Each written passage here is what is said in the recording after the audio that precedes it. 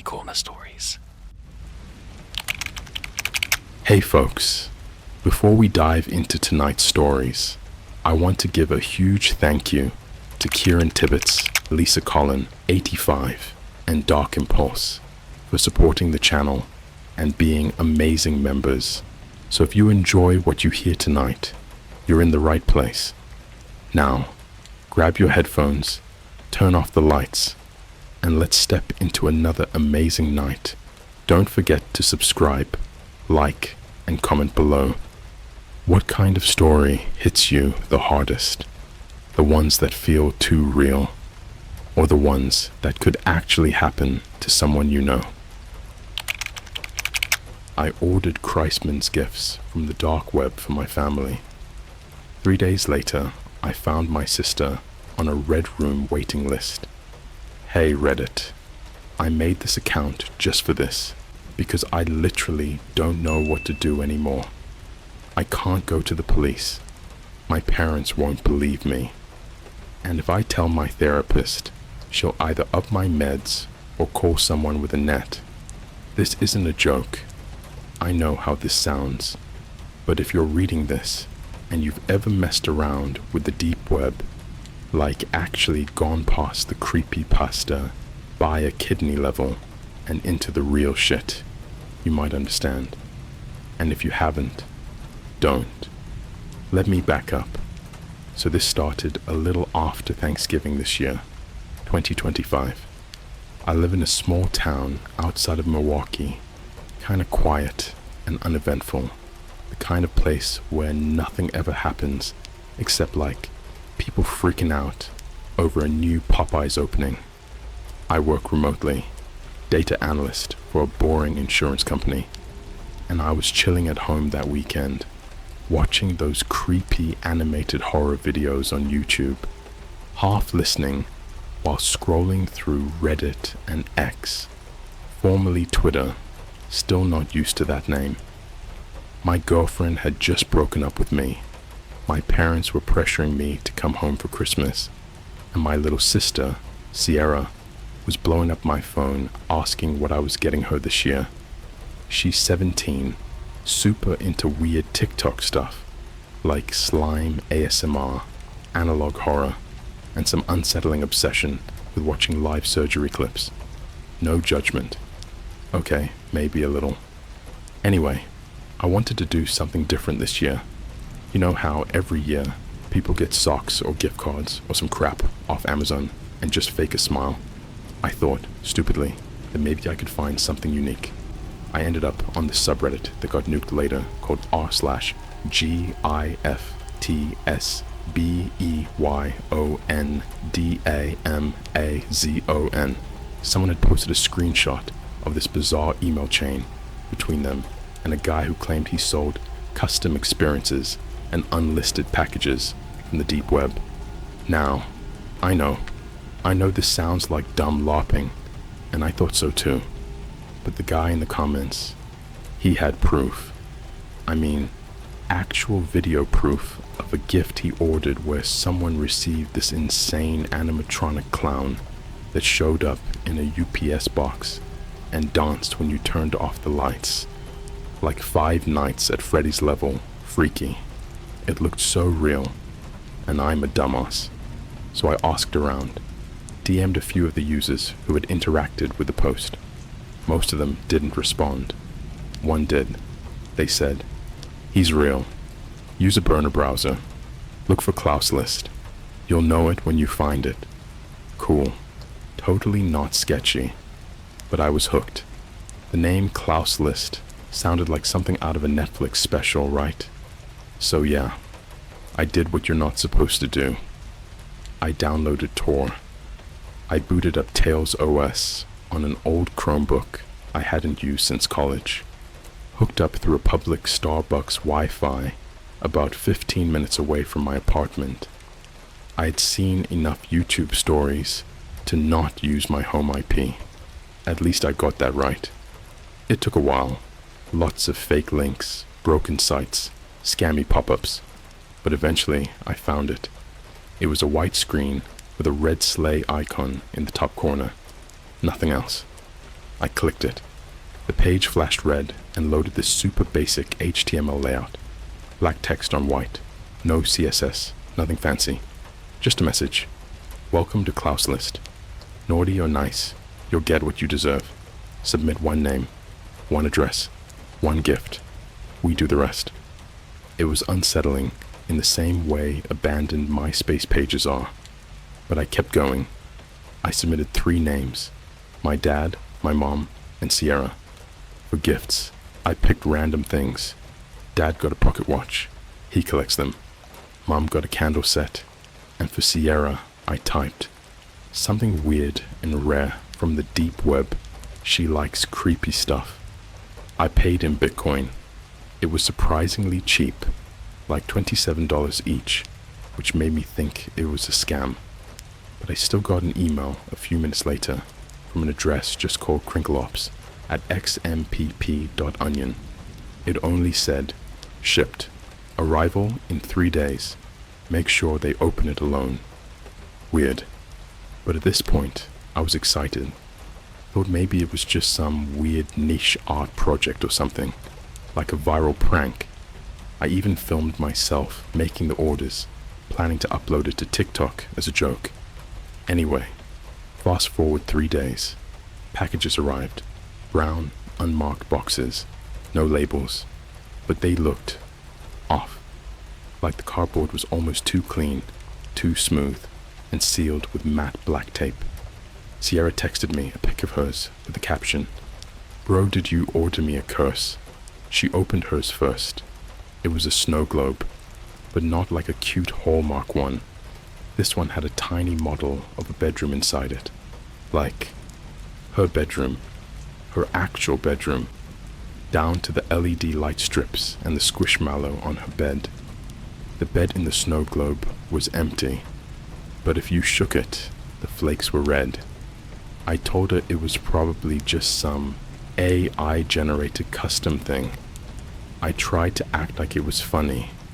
She stopped responding that night. My dad's gift was a pocket watch, like I asked, except instead of showing time, it counted down. When he opened it, the hands were moving backwards. He laughed, thought it was clever, but I noticed he kept checking it, staring at it, like hypnotized. And Mom? She never got hers. That's when I realized something was wrong. I went to check my burner email, but it was deleted, like entirely erased. The Klaus List site was gone too. I couldn't even find the sleigh icon anymore. Sierra didn't text me for a full 24 hours, which is weird. She's Gen Z. She texts me at least once every 2 hours, even if it's just a TikTok or meme. Then I got a link, just a random link, from an email that looked like scrambled text. RO38NRU-29Q8NRUWN at proton.onion. No subject, just a link. It led to a stream, a dark, blank room, red walls, and a timer. Above the timer was a list, about 100 names. Most were grayed out, crossed out. One name at the bottom wasn't. Sierra J. Next to it, position 43. Status, awaiting processing. Feed starts in 7 days, 4 hours, 18 minutes. The timer's still counting down, and there's a note under the list. All gifts are final. Naughty ones stay forever. I don't know what I signed up for, but I think I sold my sister to something, and I don't know how to stop it. I couldn't sleep after seeing Sierra's name on that list. I didn't even blink, just sat there in front of the screen while the timer ticked down like it was counting toward a bomb going off. The stream was completely still. Nothing moved, no ambient sound, just that sick red glow, like the kind of color you see behind your eyelids when you press too hard, pulsing from some invisible heart. I stayed up until 4 a.m. just staring at the list. Every once in a while, one of the grayed out names would shift, like it glitched for a second. A little flicker, then back. I clicked them, obviously. Each one opened a different video. I don't even want to describe them, but I will, because if I don't, no one will believe this is real. The first one was a grainy handheld clip inside a hotel bathroom. Someplace cheap, mildew-stained tile, crusty mirror, flickering light. The camera was pointed at a girl tied to the towel bar with duct tape across her mouth, probably around my sister's age. There was a black glove holding her face up, forcing her to look into the mirror. Words were scrawled in lipstick across the glass. This is what naughty looks like. And the thing that ruined me. She wasn't crying. She was smiling. Like, really smiling. Her eyes were dead, twitchy, but her mouth was grinning ear to ear, like her cheeks were stapled back, like she'd been like that for hours. The timer on that stream was dated a year ago, and she was still up, still watchable, just looping. The second video was worse. A guy, mid-30s, scruffy beard, wearing a subway uniform, was strapped to a spinning chair in what looked like a laundromat, except there were no washers, just rows of steel cages stacked on one another, each with something moving inside. You couldn't see them clearly. They twitched wrong, crawled weird. One cage had a label taped on it, "Forgot to tip." Then a siren blared, and all the cages opened at once. I turned it off. I couldn't keep watching. I tried calling Sierra, straight to voicemail. I texted her, "Please answer me. This isn't a joke. I'm coming to see you." No response. I didn't even think. Just threw on a hoodie, grabbed my keys, and left. Her house was 25 minutes away. My parents' place. They were gone for the week, vacationing in Lake Tahoe for an anniversary trip. She was home alone. I hadn't been over there in months, not since I moved out after the blow-up with Dad. It was around 4:40 a.m., pitch black, Milwaukee cold. I was flying down the freeway, hands shaking on the steering wheel, heart pounding so hard it made the radio vibrate. And then I saw something in my rearview mirror. No headlights, no car, just a shadow. Like something was leaning forward in the back seat. I whipped around so hard, I almost drove into the guardrail. Nothing was there, but I smelled something. That's what I can't forget. It smelled like water that's been still too long. Basement rot, metallic and sweet, like old pennies soaked in swamp. I pulled over and ripped open the back door. Empty. But there was a small folded card on the seat, just sitting there, like it had been placed gently. No one could have gotten into my car. I locked it. I would have heard it. Right? The card had a wax seal, red, with a sleigh imprint. Same symbol as the Klausless site. Inside it said, "She smiled too. Eventually. Keep watching the globe." My blood went cold. I drove the rest of the way in a full panic, door still slightly ajar, phone open on my lap, with the stream still playing. Sierra's name hadn't moved. Yet. I got to the house around 5:20. The front porch light was on. Her car was in the driveway. Everything looked normal. Too normal. I knocked. No answer. I called. No answer. I banged on the door until my knuckles split. Finally, I just used the key from under the frog statue and let myself in. The living room was dark, TV static humming in the background. A single empty mug on the table with marshmallow residue crusted around the rim. Her favorite mug, the one with the ugly cat from Puss in Boots on it. Her phone was on the counter, plugged in, 87%. I called it again. I heard it ringing 2 feet from me, but she wasn't anywhere. I searched every room. Her bed was unmade, blankets kicked off. Her LED lights were still on in purple mode, her calm setting. I opened the closet. Nothing. Bathroom. Empty. Then I saw it. On her desk. The snow globe. Except it was different. It wasn't just her bedroom inside anymore. There was me in it now. Standing next to her bed. Same hoodie. Same shoes. Even the gash on my knuckle from knocking on the door. And here's the worst part. The little figure of Sierra. It was now laying on the floor of the globe. Face down. Hair splayed. Not moving. And there was something standing in the corner of the room inside the globe. Not me. Not her. Something tall. Thin. Wearing red and black. Watching her. Watching me. I picked the globe up. Shook it hard. The flakes weren't snow anymore. They were ash. Black and soft. They floated down like burnt paper. And the globe got warmer in my hand the longer I held it. I dropped it. It didn't break. I grabbed her phone. Went to a camera roll. I don't know what I was hoping for.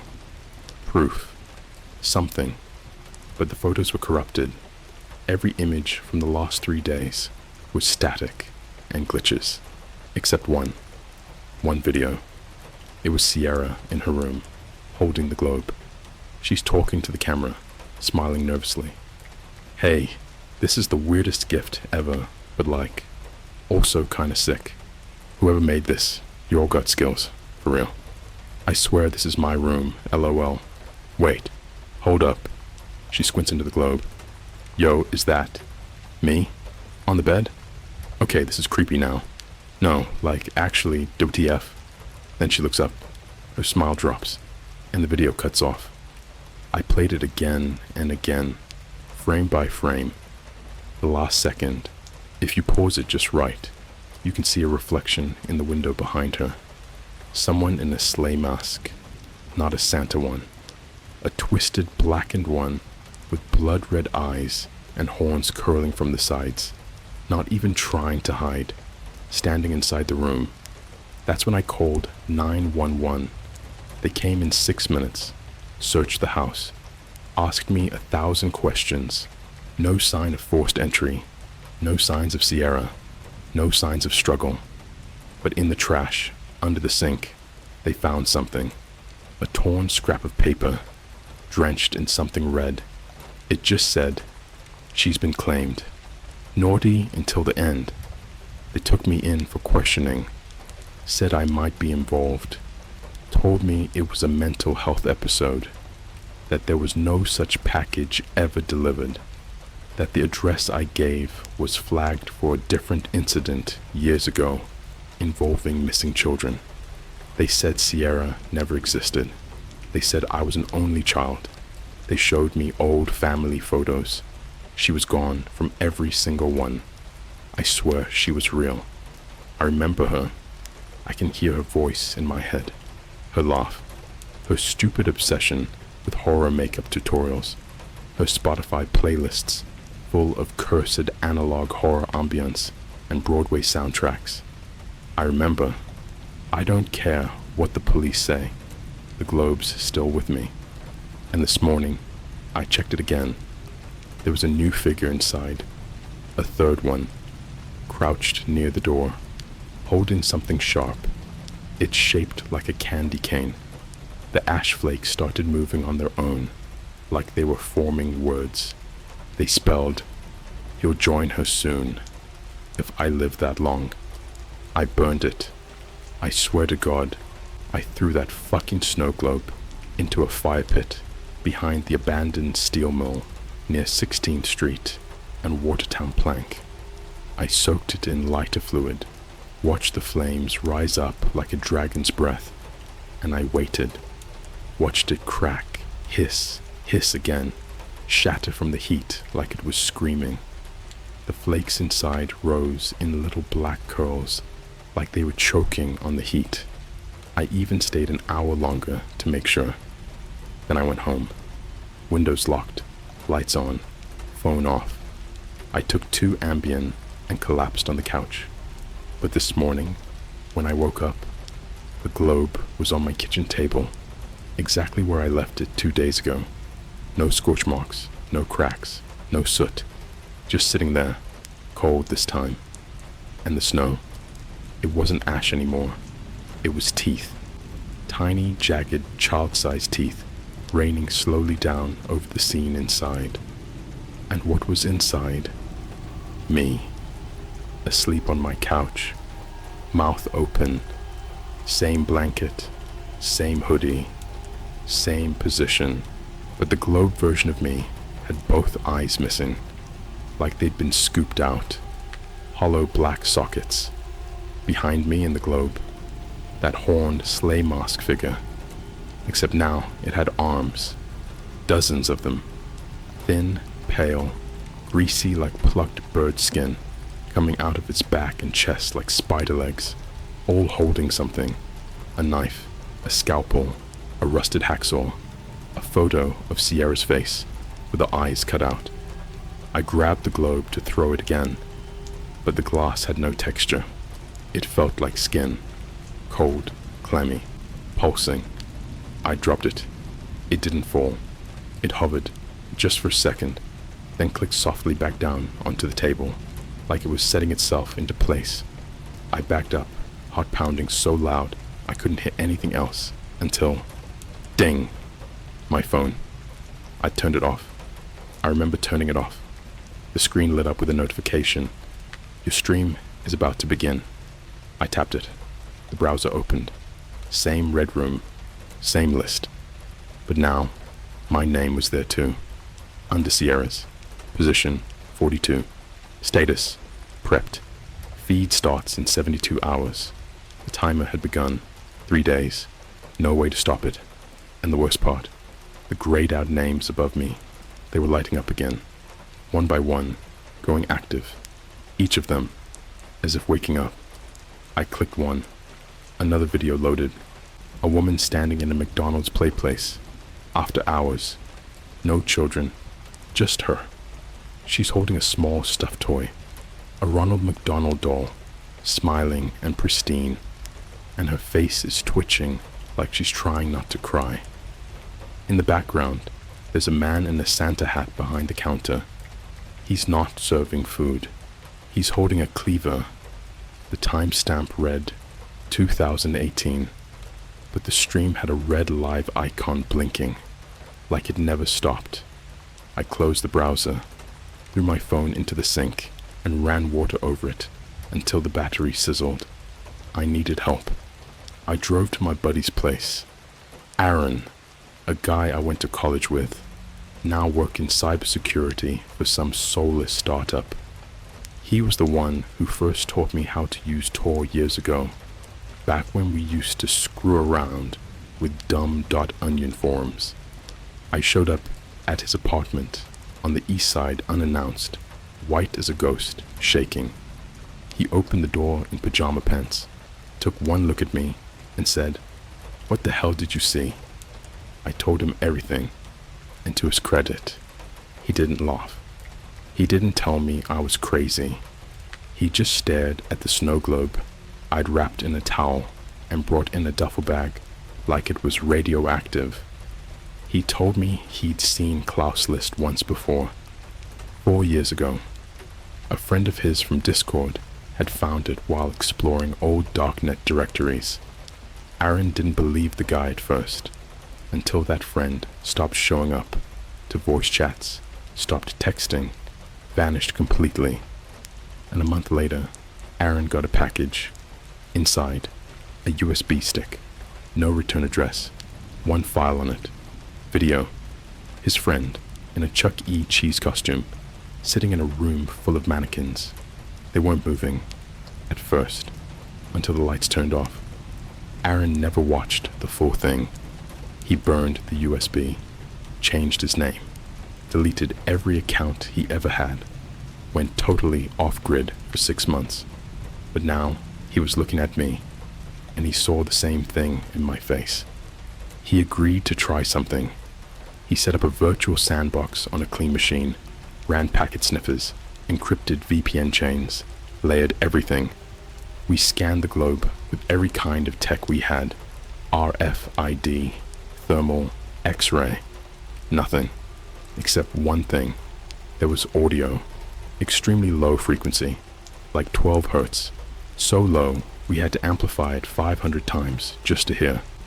And when we played it, screaming, layered voices, children, men, women, all whispering and screaming at once, overlapping like a psychotic choir. One phrase repeated again and again. You chose. You chose. You chose. Aaron turned white and slammed the laptop shut, and the power in his apartment went out. Just like that. Dead. I heard something in the hallway. Slow, rhythmic clacking, like hooves on tile. Aaron grabbed a bat from under his couch. We both stood in the dark, breathing like cornered animals. Then my phone buzzed. The one I drowned, still soaking in the sink. It lit up on its own and displayed the live stream. The red room was darker now. Sierra wasn't alone anymore. There were more people, blurred, twitching figures in rows, strapped to chairs with sleigh masks stitched to their faces, and one of them, one in the back, with long dark hair, was nodding, slowly, to the rhythm of the hooves outside the door. I ran. I didn't wait to see what came next. I left Aaron behind, sprinted into the cold, called an Uber with a burner, booked a random hotel 2 towns over under a fake name, and sat in the bathtub until my skin wrinkled. When I checked my email, there was a receipt from Klaus List. 3 packages ordered, 3 delivered, 3 confirmed, 1 pending, but now there was a 4th. The order name? Aaron M. Item. Silence. Status. Processing. I tried calling him. Straight to voicemail. I tried going back, but his building doesn't exist. I swear to you, I went to the same address, same GPS location, and it was an empty lot, not abandoned, vacant, no foundations, no mailbox, nothing, like it had been gone for years. I fell to my knees, threw up until there was nothing left, and when I looked up, there was a snow globe sitting in the dirt. Aaron's living room inside it, him on the couch, mouth open in a scream, and a massive hook hanging from the ceiling above him, descending inch by inch. The snow was pink now, and it was melting. They say if you order something from Klaus List, the first gift isn't for you, it's the bait. The second, that's your curse. And the third, that's your punishment. There's no 4th gift, only debt. I left the globe in that empty lot. I forced myself to. I backed away from it like it was radioactive, like getting too close would somehow peel a layer of me off. I didn't even run this time. I walked slowly, like something might notice if I moved too fast. Halfway down the block, I thought I heard glass faintly tapping behind me, like it was sliding across the ground to keep up. But I didn't turn around. I just kept walking until I reached Main Street, blending into people like they could protect me. Baristas opening Starbucks, teenagers walking to school, that early morning quiet before the city wakes up. No one knew what I was running from. No one even looked twice. Sometimes I think that's part of the horror. Nobody notices when reality starts unraveling. I checked into another hotel. It didn't matter where. I just needed a room that wasn't mine. I asked for the farthest room away from any other guests. The clerk didn't ask why. She just slid the key toward me, like she'd done it 1,000 times. Room 407, 4th floor. When I opened the door, the TV was already on. Not a channel, just a black screen with red text drifting slowly like a screensaver. You should have left it where it was. I didn't scream, didn't run. My body was too drained to do anything except shut the door, push the dresser in front of it, and stand there listening to my pulse throb in my neck. The remote was on the bed. I didn't touch it, but the volume went up anyway. slowly, one notch at a time. 10, 11, 12. I pulled the plug from the outlet. The volume kept rising. I grabbed my laptop and opened a completely fresh browser, using a live boot environment just to avoid anything that could trace me. I typed the Klaus list address in by memory, even though it shouldn't have worked. It loaded instantly. This time there wasn't even a menu. No sleigh icon, just the live stream. The room looked different now, wider, like the camera had moved back. The rows of chairs were fuller. The masked figures were sitting perfectly still, like mannequins dressed as people, not the other way around. And there was a new sign hanging above the stage. Processing. It blinked slowly, like a heartbeat. Underneath it, Sierra. She wasn't tied down now. She was standing, but her posture was wrong, slanted like some invisible weight was leaning on her shoulder. Her head was turned slightly towards the camera, even though the mask covered her entire face. I tried typing into the chat. Yes, there was suddenly a chat. Where is she? Why are you doing this? Please. The typing cursor blinked back, then a reply popped up from Admin Krungle. She asked for this. You confirmed. A second message. One gift always requires another. Debt is never personal. Then a third. The feed begins sooner if you look away. I shut the laptop. TV went silent. Finally. But then, soft tapping at the hotel window. Not knocking. Tapping. Fingernails maybe, but too slow, too delicate, like something was testing the glass instead of trying to break it. The curtains were drawn, thank God. I could see the shape of a shadow through them, just a vague outline leaning slightly, head angled. I don't know how long I stood there staring at that curtain, barely breathing.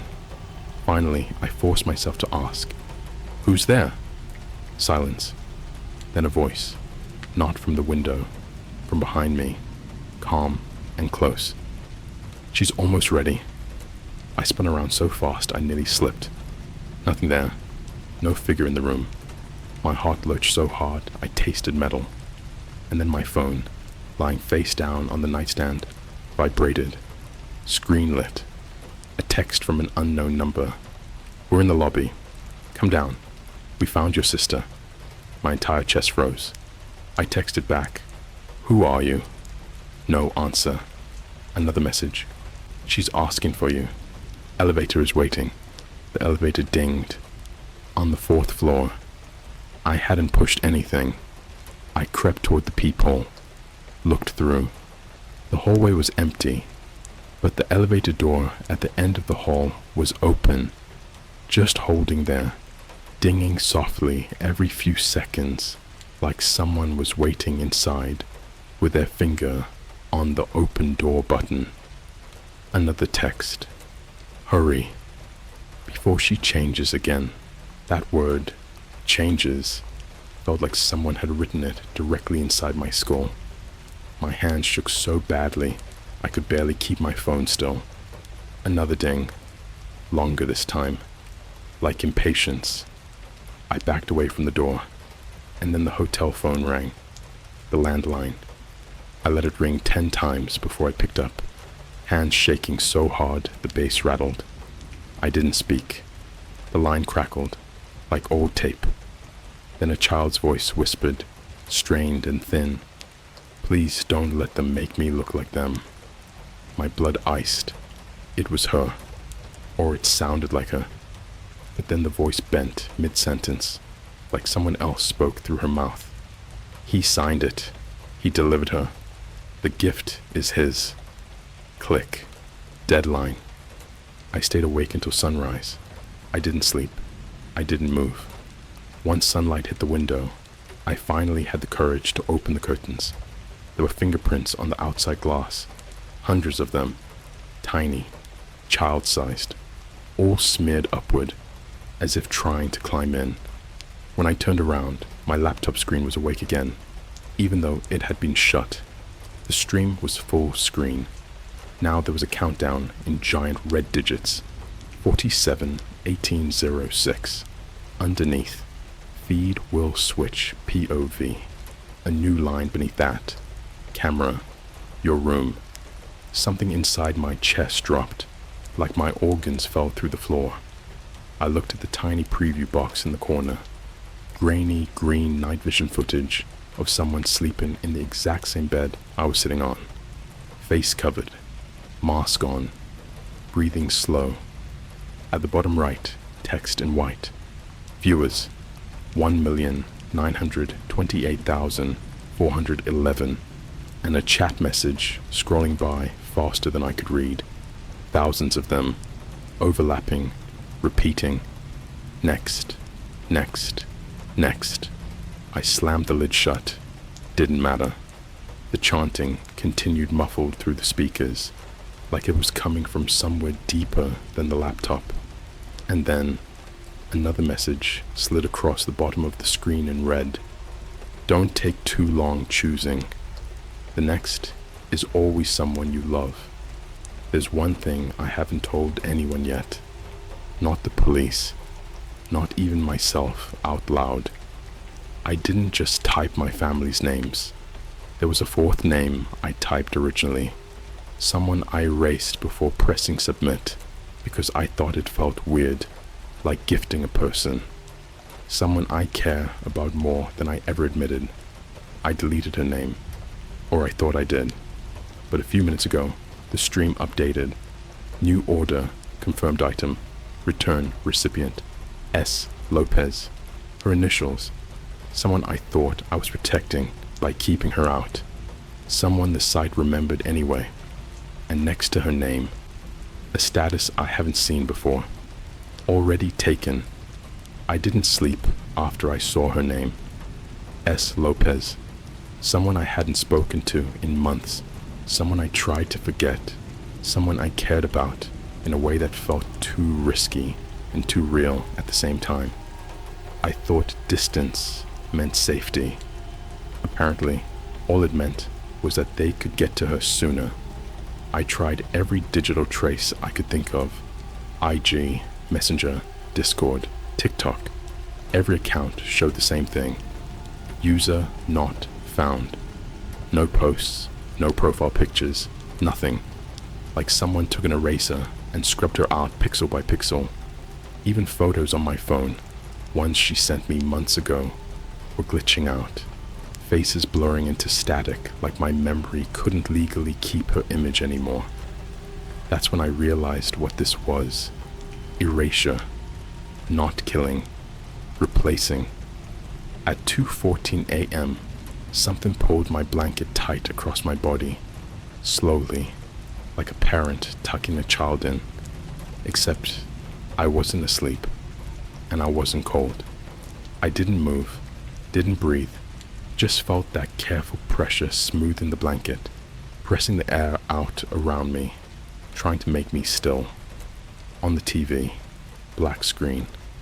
Then red text appeared again. Stay still. They're checking.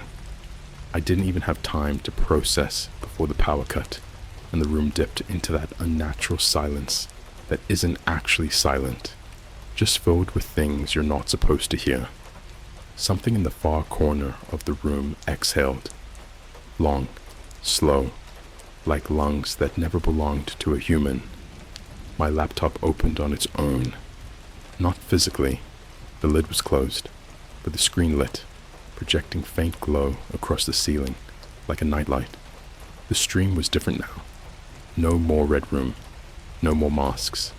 Just a hallway. Long and narrow. Walls the color of dried blood. Light flickering only at the far end, where a door stood slightly open.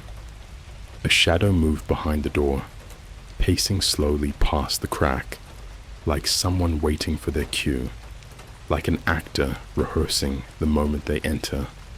Then chat messages flooded, thousands per second. He's next, he's next, he's next, almost rhythmic, like chanting. I shut the laptop. It didn't matter. The chanting continued, soft, distant, echoing from behind the bathroom door now instead of the laptop. I reached for the hotel phone. Dead dial tone. I reached for the doorknob. Locked itself. Click. Click. From the other side, someone whispered, "Open for inspection." I backed away slowly, pressing myself against the farthest wall like distance mattered. Then a knock. Gentle, polite, like a hotel staff member doing a wellness check. "Sir?" I tried to speak, but my throat locked. Another knock. This time lower, slower, more deliberate. "We need to verify your identity." My pulse hammered so violently I couldn't hear anything except blood. And then another voice, behind the door. The same as before, but warped, like two tones layered at once. He already submitted it. Silence. Then footsteps leading down the hallway. But they weren't footsteps. They were hooves, pacing, measured, dragging something heavy along the carpet. I waited until sunrise. Didn't blink. Didn't move. When the sun hit the curtains, the lock clicked open on its own. I grabbed my bag, opened the door, and stopped, because every door in the hallway was standing open. Every room, lights humming, curtains drawn, but each doorway was empty, except for a snow globe sitting on every single nightstand inside each room, all turned toward the hall like they were watching me leave. I ran, got downstairs, heart shredding itself. The front desk clock wasn't there. Instead, a small red gift box waited where she should have been. Perfect bow. No tag, but I already knew who it was for. I didn't touch it. Just walked out the front door into the morning cold. Except the moment I stepped outside, the world felt wrong. Too quiet. No traffic. No birds. No Wi-Fi networks showing up on my phone. Just one, Klaus guest, full signal. At home, I opened my laptop one last time. I don't know why. Habit, maybe. Hope. Desperation. The live stream loaded instantly. This time, it was my apartment. My exact layout. My lamp. My couch. Everything perfect down to dust patterns. Except someone was sitting where I should be. Same clothes. Same face. Same voice. Speaking to the camera calmly, like reading a script I hadn't written yet. This gift was accepted. He doesn't remember now. The chat exploded. Welcome, welcome, welcome. The camera version of me looked up, right at the screen, smiled like he practiced that expression for years, and whispered, "Thanks for watching the feed." And the screen went black. My hands were shaking so badly, I dropped the laptop. When I picked it up again, the desktop background had changed to a single image, a Christmas family photo, except Sierra was smiling in it. Parents too, everyone wearing matching sweaters, and I was gone, not erased, replaced by the version smiling in the center. Right now, while I'm typing this, the apartment is filled with a faint jingling sound, metallic, scraping against the ceiling above me, like sleigh bells dragged across a rooftop that shouldn't exist here. Every few seconds, tiny particles drift down the vent above my desk. Not dust, not snow. Little white flakes that click softly against the floor like enamel. And every time I blink, a new notification appears on my lock screen, repeating the same phrase over and over. Do you want to accept the gift? Yes, already accepted. There is no. There never was. If you ordered anything this year, anything that didn't come from a normal store, check the packaging again. If you see black tape or a red wax seal, don't open it. Don't touch it. But don't throw it away either, because once your name is written, the gift already belongs to someone, and the moment you try to refuse it, someone else gets delivered in your place. I can hear hooves on the hallway floor now. Slow, dragging, like they're pulling something behind them. My phone just lit up again. Feed switching, POV in 0:0:03. Thank you for participating. I don't know what I look like anymore, or which version is typing this, but I know one thing with absolute certainty. Someone's about to open their Christmas gift, and it's going to be me.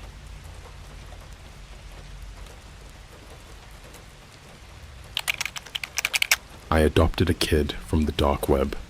Last night, he was performing a ritual on my wife. Alright, so before anyone calls BS, just hear me out. I know how this sounds. Dark web adoption, rituals, like something straight from those animated horror channels on YouTube that pop up at 3 a.m. when you're scrolling TikTok instead of sleeping. But I swear, everything I'm about to say happened, and honestly, I kinda wish I'd never opened my laptop that night.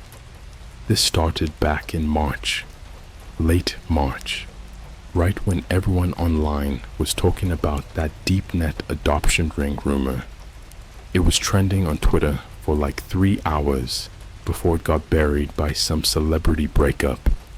People on Reddit were clowning it, saying stuff like, "Bro's about to order a child like fast food," and "McChild delivery, soon get ready," which was messed up, but also kinda funny at the time. I didn't believe any of it until I clicked a TikTok explaining how to access it. That's where I messed up. I wasn't planning anything crazy. I was just curious. I liked that morbid curiosity horror stuff. Those channels like Here's My Story, and obviously Luna, who tells real-life stories that feel almost too real. So, yeah, curiosity. That's how it started. That's what I keep telling myself anyway.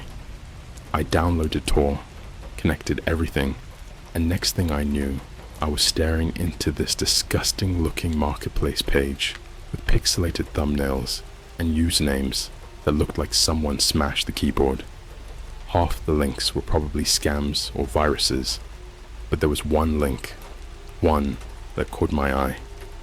Special adoption offer, compatible child, guaranteed obedient. The listing literally said that, like someone copied a Craigslist posting but translated it through 5 languages first. Underneath, there was one single photo. The kid couldn't have been more than 8. Pale skin, dark hair, staring straight into the camera, like he was looking through whoever was watching. His name tag said, Eli. That's all. Just Eli. I probably should have clicked off right there and gone back to watching dumb Minecraft memes, but instead, I clicked the chat button. The message window popped up instantly. Seller. He's trained. No paperwork. No family. No return once delivered. Now, normally, a sane person would have closed the laptop and maybe gone outside, touched some grass, grabbed Starbucks, or something normal like a functioning adult. But typing back felt like texting some creepy NPC in a game. My fingers were moving before I could think. Me. How do you deliver a kid? That's when things got weird. I didn't get a reply for like 2 full minutes, long enough that I almost backed out. But then I got a location. Seller. Pickup only. McDonald's parking lot. Culver City. Midnight. Bro. The actual McDonald's.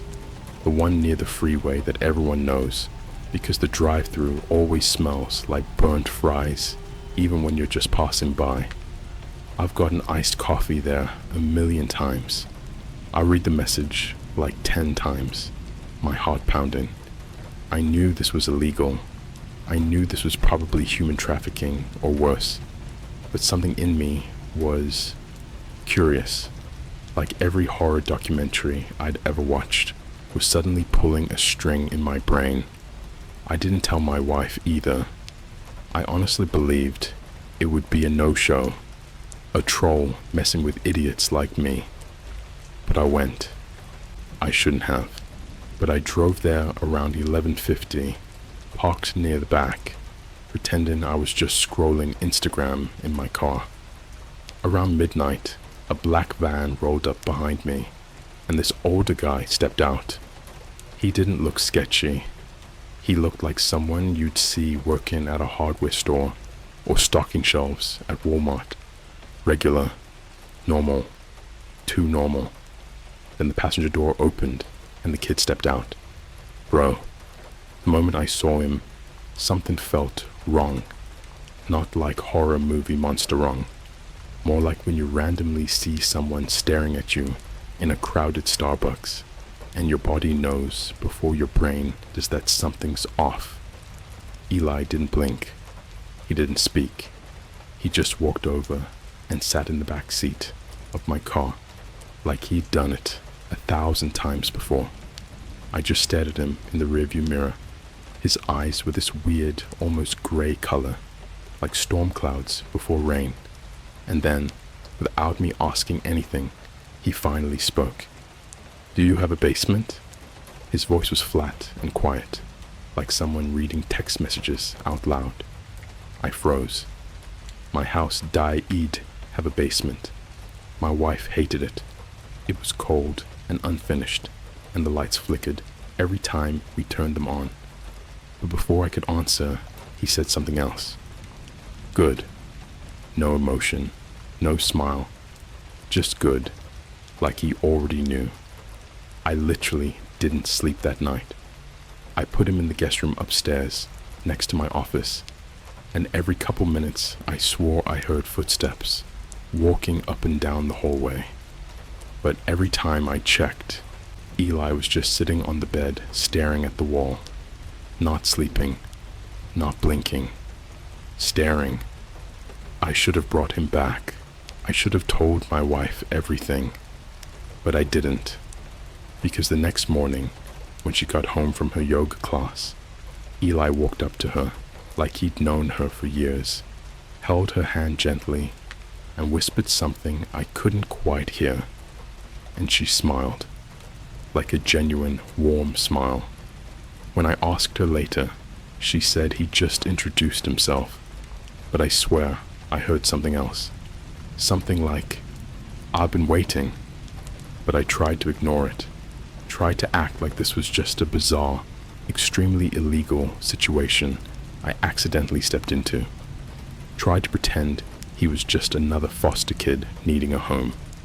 But then around 3 a.m. last night, I woke up to chanting coming from our bedroom. And I mean actual chanting. Low, rhythmic, almost whispering. I thought my wife left the TV on, or maybe she was watching TikTok videos again.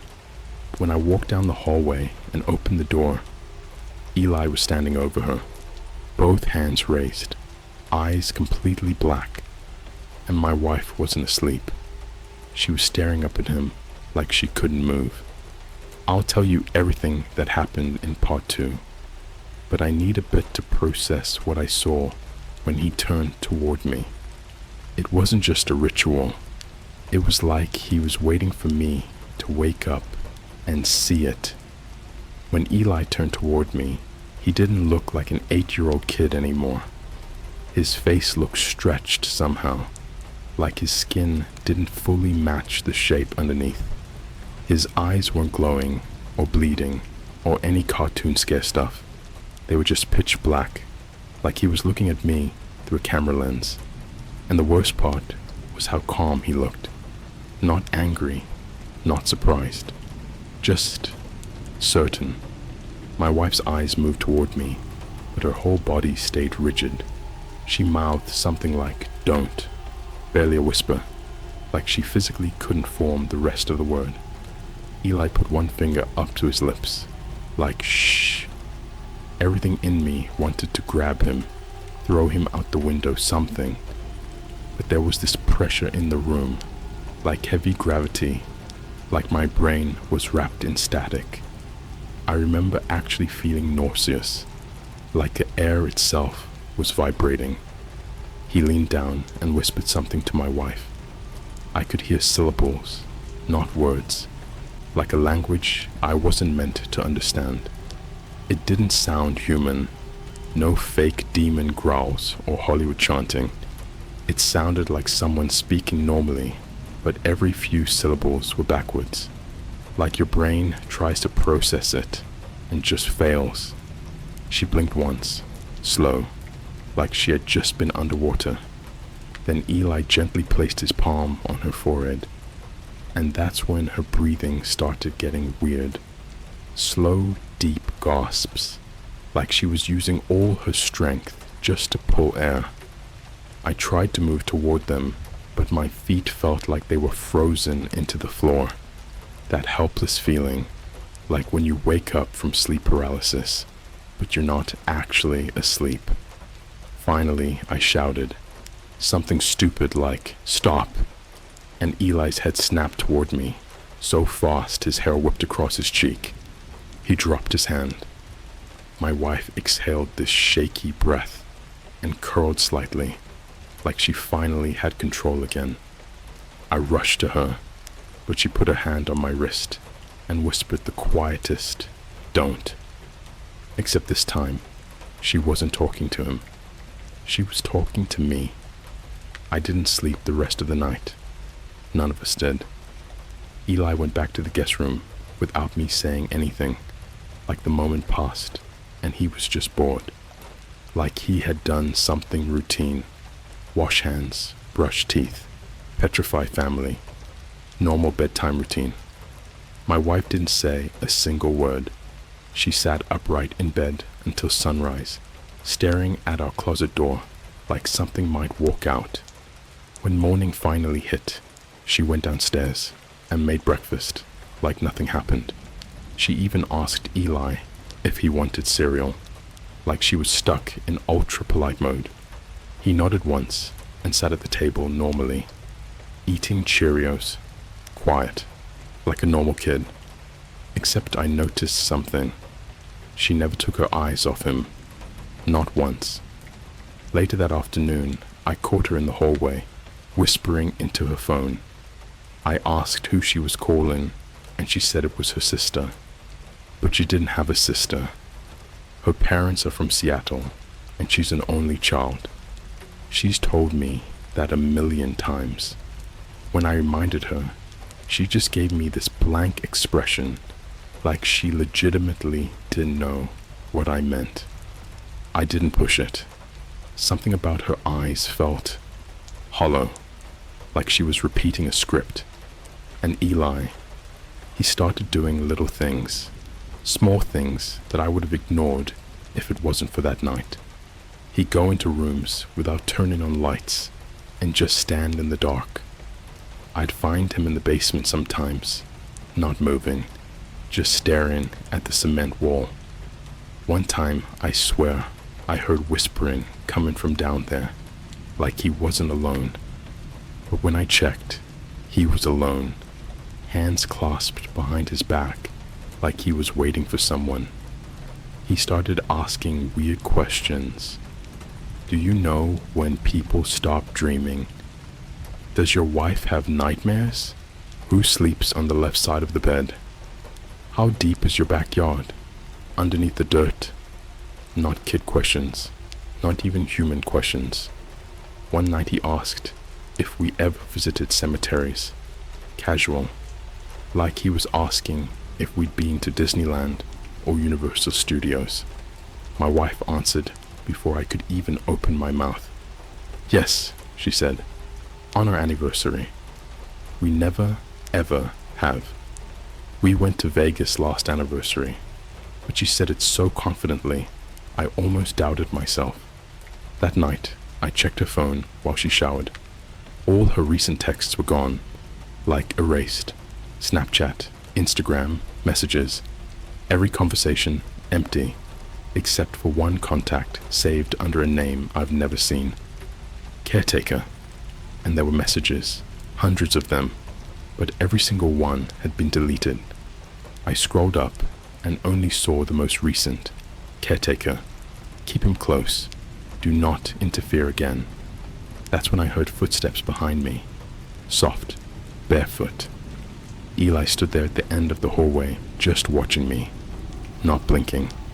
I swear he doesn't need to. "What are you doing in my things?" he asked. My heart almost stopped right there. His voice wasn't angry. It was disappointed. Like I broke a rule he thought I should already know. I locked the phone and shoved it into my pocket, like a guilty teenager. He didn't move, didn't step closer, just stared as long as he wanted to. I actually felt myself shaking. My chest hurt. It felt like being stared at by something that didn't need your permission. Finally, he said, "You shouldn't look at things that aren't for you." Then he walked away. Just like that. I didn't follow. I couldn't. I literally couldn't make my body move. Later that same night, I woke up to my wife standing at the foot of our bed, just standing, facing me. Her eyes were open but unfocused, like she was half asleep or hypnotized. I called her name, but she didn't answer. Then slowly, she lifted her hand and pointed toward Eli's room. I didn't get up. I didn't want to know. The next morning, she didn't remember any of it. She doesn't remember a lot of things lately. And Eli, he's starting to act like this house was his before we ever lived here.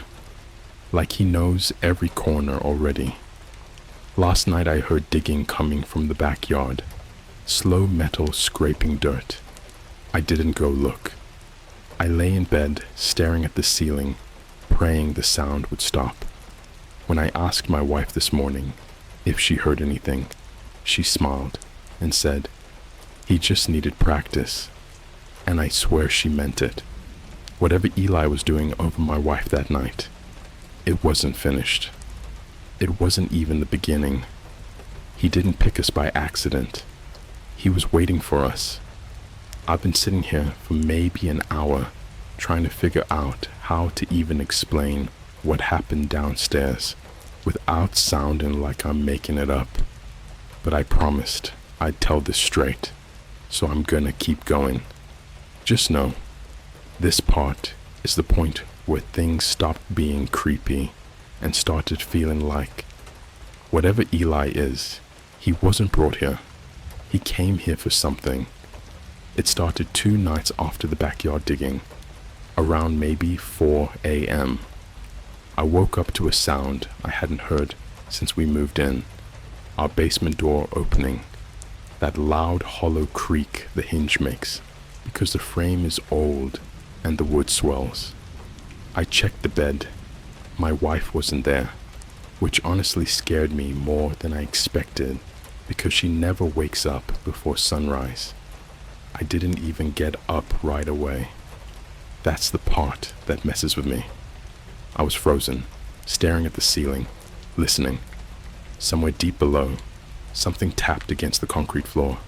Slow, soft, like someone lightly dragging metal across stone. A rhythm, not random. I thought about calling the police, but how do you report a kid doing something weird in your basement? They'd ask questions I wasn't ready to answer, so I finally forced myself up and walked out into the hallway. The whole house felt colder, like every window was open even though everything was locked. The air in that hallway felt heavy and stale, like dust from old rooms that hadn't been opened in decades. The basement door was wide open. Our security light should have flipped on automatically, but everything was pitch black, like someone unscrewed the bulbs. I heard whispering. I swear I heard whispering. Not words, just voices, like the sound of people having conversations under their breath, but layered, overlapping, too many to count. I grabbed my phone and turned on the flashlight. My hand was shaking so bad the beam kept stuttering along the walls. I started walking down the stairs slowly, each step creaking like the wood was warning me. Halfway, I noticed the smell. Damp dirt, like fresh soil after rain. Except this was thick and earthy, like I'd walked into the ground itself. When my light finally reached the bottom, I froze. My wife was standing barefoot in the middle of the basement, her back to me, wearing her nightshirt. Her hair hung in front of her shoulders, like she'd been standing like that a long time. In front of her, on the concrete, was soil. A huge pile of fresh soil, like someone had dug a massive hole outside and carried it in bucket by bucket. It was spread in a circle around her feet. And Eli was kneeling in that dirt. His hands were inside it, up to his wrists, like he was searching for something. His head jerked a tiny bit, like he heard me, but he didn't turn around. My wife lifted her hand just slightly, like she was signaling someone I couldn't see. And then she spoke, except it wasn't really speaking, more like she was reciting something she didn't understand. Her voice, low and uneven, almost whispering into the ground. I said her name, quiet at first, then louder. She didn't react, not even a flinch. It was like calling her through a phone that wasn't connected anymore. My phone light flickered, just once, but long enough that my eyes adjusted for a moment. And that's when I realized what Eli was digging around. Wood. Pale old wood. Edges of what looked like a box. A huge rectangular box buried halfway into our basement foundation. The walls around it looked chipped, like someone had pried at the concrete, like that thing wasn't originally meant to ever be uncovered. I stepped closer. Every instinct screamed to run, but I couldn't leave her there. I circled around until I could see Eli's face. His skin looked drained, paler than usual, like he hadn't eaten or slept in days. His eyes were almost gray again, not black, but unfocused, like he was in some trance of his own. He slowly lifted something out of the soil. Not a bone, at least I don't think so. More like a small carved object, dark wood, covered in symbols I've never seen. The moment he touched it, every sound in that basement stopped. The whispering, the tapping, the whole house felt like it took one collective breath and held it. Eli stood. My wife finally turned around to face me. Her eyes were open, completely normal, but her expression wasn't hers. She looked at me like I'd interrupted something intimate, something important, something I should never have seen. Then, in the softest voice I've ever heard come from her, she said, "He found the first one. There are more." My skin actually crawled. My throat went dry instantly. She wasn't talking like herself. She was talking like someone giving instructions, like someone else was using her voice. I took one step toward her, and Eli stepped between us. I swear he didn't even blink. He just stared up at me and said, "You should stay out of the ground." Not threatening, not angry, just certain. I pulled my wife's arm gently, trying to lead her back upstairs. She didn't resist, but she didn't look at me either. She kept looking at that carved thing in Eli's hand, almost longing for it. When we got upstairs, she went straight to bed like nothing happened. Within minutes, she was asleep, breathing steady, like she hadn't been chanting in the dark around buried objects. I went back downstairs. I know I shouldn't have. My brain was screaming to leave it alone, but I needed to know if what I saw was real or some sleep-deprived nightmare. When I reached the bottom of the stairs, the dirt circle was gone, like someone swept it perfectly back into the ground and smoothed the floor. Except there was something carved into the concrete now. A symbol. Deep scratched lines, almost like claws had etched it. and where that wooden box corner had been, there was just grey concrete again, but dust, actual cement dust, covered the floor in a perfect rectangle, like something had moved, or something underneath had shifted. I looked up and saw Eli standing at the top of the stairs, watching silently. I hadn't even heard him come down. He said just one thing before turning away. They don't like being seen yet. Yet. That word has been replaying in my head non-stop. I don't know what Eli uncovered. I don't know what's buried underneath our house. But I know this now. He wasn't performing a ritual on my wife. He was preparing her. Let me say this now before I start. I don't know what my wife is anymore. She moves like her, speaks like her, smiles, laughs, even kisses me the same. But it's like someone else is under her skin now, watching me through her face. I've tried pretending, telling myself this is all stress, paranoia, some sort of breakdown I'm having, that I imagine the dirt, the object, the thing buried under the basement. But last night ended that lie for good, and it started with the walls breathing. It was around 3:28 a.m. when I heard it. Not footsteps, not whispering, breathing. Shallow, raspy, long inhales, followed by wet exhales.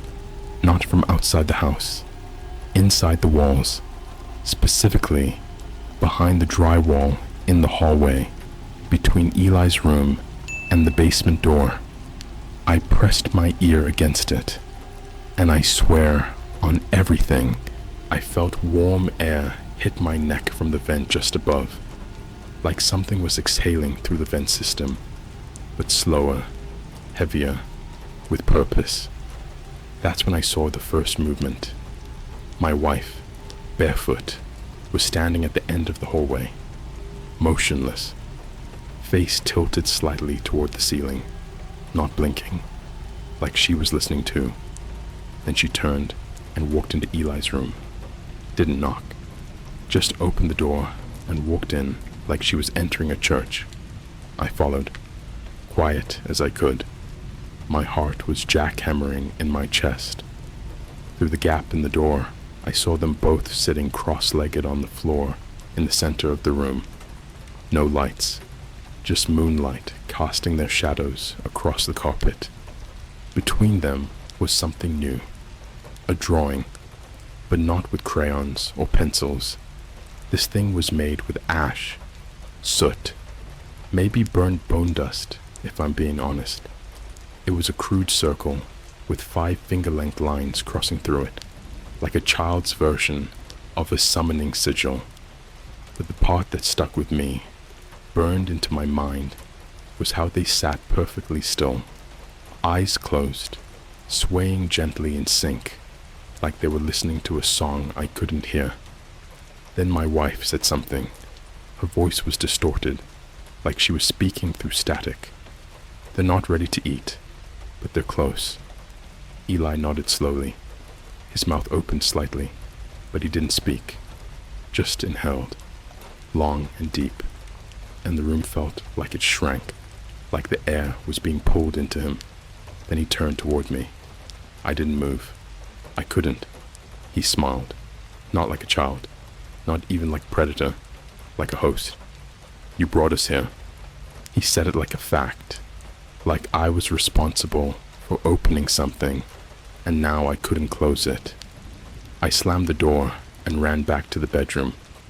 My wife came back to bed an hour later. I pretended to be asleep.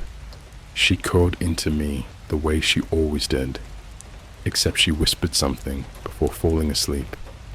They're inside the walls now. Don't knock. They knock back. I stayed awake until the sun rose. That morning, I heard scratching behind the fridge. Not normal mouse sounds.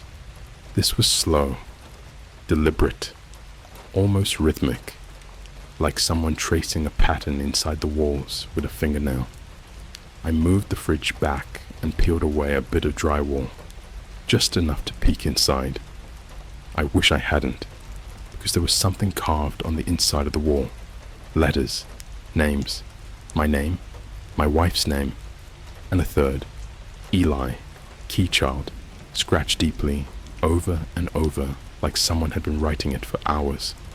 Beneath that were symbols, the same 5-line cross through a circle I'd seen on the carpet, and beside it, no joke, was a Polaroid, taped there, of our bedroom, from above, taken at night, me sleeping, my wife sitting upright, facing the corner.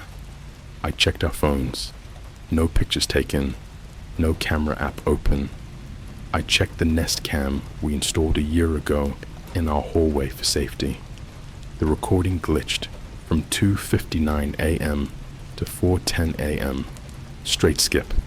I'm telling you, someone, something, is recording us from inside our own walls. I finally confronted my wife. I asked her directly, "What's happening? What's wrong with you? What's Eli?" She laughed. Actually laughed. Then she said, "They told me you'd ask. They said the noise would start getting to you first." I asked who they were. Her eyes rolled up into her head for a second. Only for a second, but enough that I stepped back. Her voice dropped, flat, emotionless. "The feeders. You hear them now, don't you?" I did. Even while she spoke, I heard a soft skittering in the vents, like multiple limbs tapping across the aluminum ducts. That night, I removed a ceiling tile in the guest room and pointed my phone camera into the space, left it recording. When I checked the footage, I saw fingers, long gray, too many joints, pressed against the edge of the frame like something was watching back. It stayed motionless for 6 full minutes. Then the face came forward. Not Eli, not human, just skin, eyes, teeth, no expression, like someone learning how to smile. And when it opened its mouth, my phone glitched and turned off. Battery drained to 0. I didn't tell my wife. I couldn't. I didn't even know if she was still her. Instead, I checked her laptop. She never logged out of her browser. There were bookmarks to a forum I'd never seen. Not Reddit, not 4chan. It was called The Hearth. Every post was a thread of someone describing ritual caretaking, of a key child arriving and opening the latch. One thread stood out, dated back in 2017, posted by someone named Mother Shawaton 1. When he arrived, our dreams stopped. Our clocks reset. Time folded.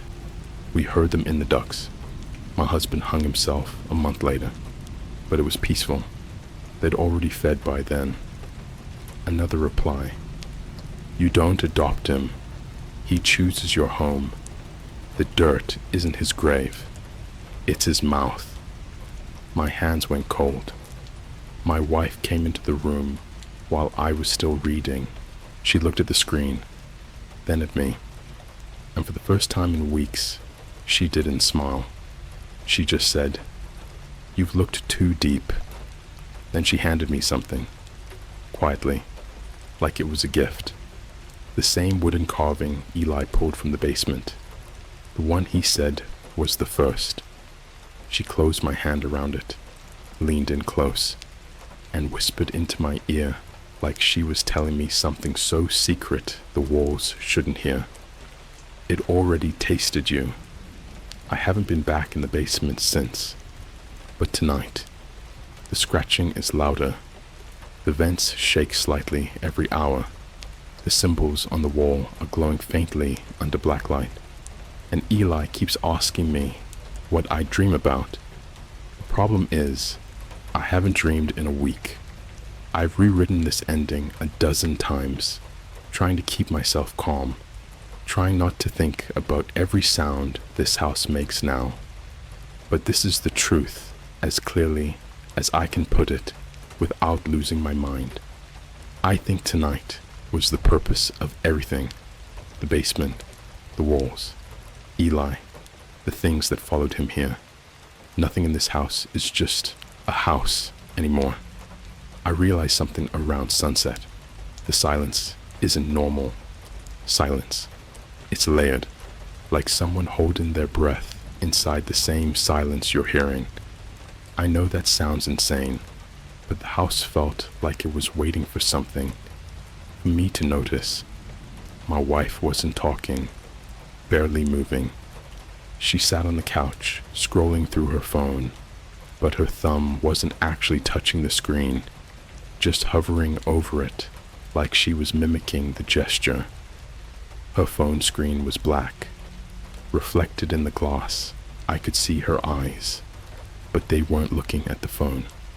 They were watching me through the reflection, like she didn't want to turn her head, like something else didn't want her to. At 10:31 p.m. exactly, every device in the house turned on, every screen, TV, laptop, even the fridge display, and they all loaded the same black web page with white text in the center. The latch is open. Keep still. Not a pop-up, not a link, no browser bar, just text. Solid, commanding. My wife slowly set her phone down, hands flat, fingers spread, like she was preparing for something to hold her down. Then I heard the basement door unlock, by itself.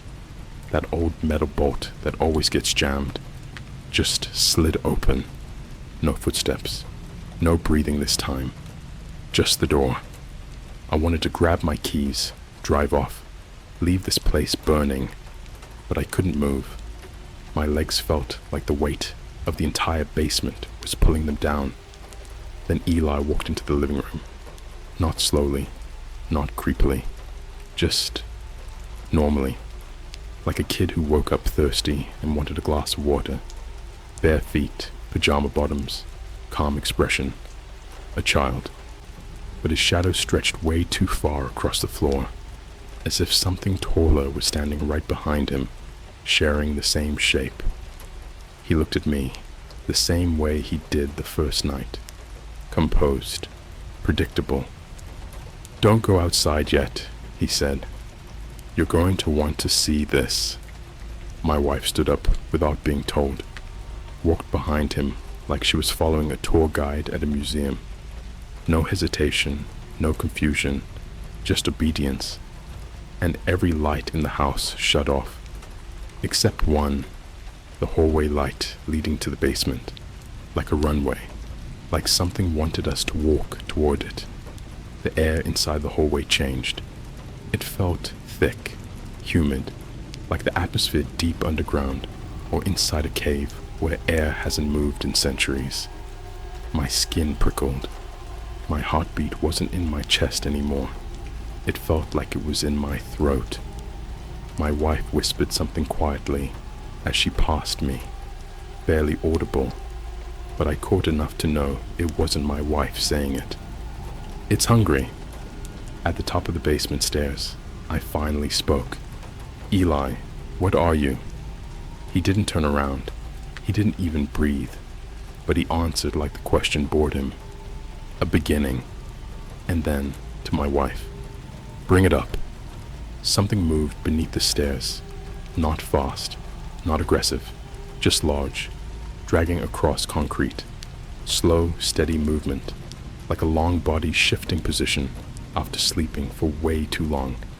I didn't see anything yet, but the sound. God, the sound stayed in my head like a cavity drill, right against bone. My wife began walking down the steps, not hurried, not afraid, like she was going home. Her voice echoed from below. "It's almost through." I wanted to run, every instinct screamed to leave her, to let whatever she invited stay with her and just escape. But I couldn't. I couldn't leave her down there, possessed or not. 3 steps down, the air temperature changed. Not colder, but older. Like the basement was no longer part of the house. More like a throat, leading into something bigger. Then the sound stopped, not gradually, just cut off mid-movement. Silence punched the air, and I realized something terrifying. It wasn't waiting for her. It was waiting for me. Eli looked over his shoulder with a smile that chilled every inch of me, not because of the shape of his lips, because of the familiarity of it. It was my wife's exact smile, copied, borrowed, used. He whispered something I'll never forget, not loud, not dramatic, something casual. You should have stayed upstairs. And suddenly, every vent in the house groaned, like metal being crushed inward from the inside. The walls flexed. Actual drywall bowed in and out like lungs. I stumbled backwards, collapsing against the hallway wall. My wife's voice came from below, but this time her tone was wrong. Not possessed, pleasant, like she was talking on the phone while shopping. "It's looking at you." I didn't answer. I couldn't. Then she said something that almost stopped my heart. "It knows your name now." And from the darkness at the bottom of the stairs, something knocked. Once. Slow. Like it was answering her.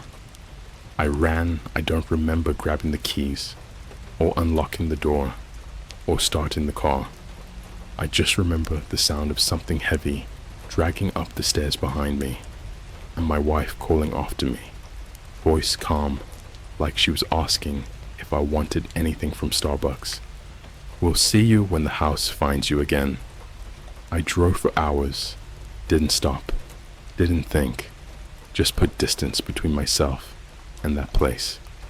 Morning came eventually. My phone never got service again, not a single bar, like something cut it off the moment I crossed the property line. I don't know if my wife is alive. I don't know what Eli is, or what I brought into our home. But I know this: they're not inside that house anymore. Because around 6 a.m., parked on the side of the highway, I heard scratching inside my car vents. Slow, deliberate. Something shifted in position right behind the AC grill. And when I turned on the ignition, every screen on the dashboard lit up black with white text. "Keep still." Then, under it, the latch is open. I turned the engine off and got out of the car so fast I almost tore the door handle off. It's been silent ever since. But the thing I can't unhear, the thing that keeps repeating in my skull, is my wife's voice right before I ran. It already knows where you belong. I'm writing this from a motel lobby because I don't want to be alone, not even for a second. The clerk stared at me too long when I checked in, like he recognized my face. I don't know where I'll go next, or if running even matters anymore, because last night wasn't an ending, it was an arrival. If you hear scratching in your walls, if your vents breathe, if your basement door unlocks on its own, don't investigate, don't ask questions, and whatever you do, don't go downstairs.